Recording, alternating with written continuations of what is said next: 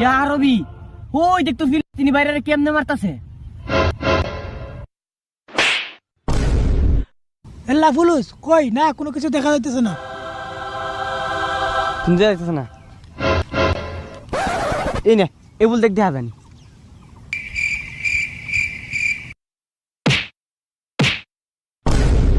এল্লা খালি বালি এল্লা ইনতা গিরগির কই কোনো কিছু দেখা যাচ্ছে না। বাঙ্গির ফুট কানার ঘরের কানা হেবলি আনতে কেন দেখে না খারো হি এমনি সাইরেছেন কিছু দেয়া জানি। ওইডা আরে এটা তো বাংলাদেশের পদ্মা সেতু স্পষ্ট দেখা যায় কোনো বেজাল নাই।